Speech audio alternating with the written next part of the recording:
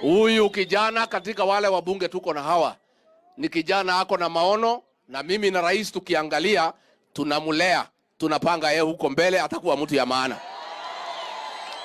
Sasa kazi yenu ni kumuombea, mtamuombea na mtamshikilia.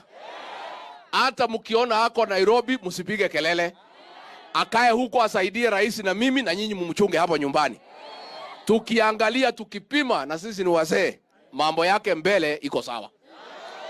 Mtamchunga? Mtamchunga? Nikirudi kule Mlima Kenya nisalimiane. Sasa nitaenda na nini? Iko dizi? Iko dizi? Mtanipatia? Alafu mtakuja kutembea huko?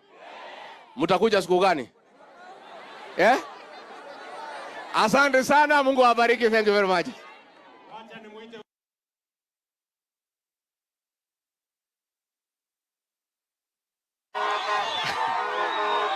Etago oye!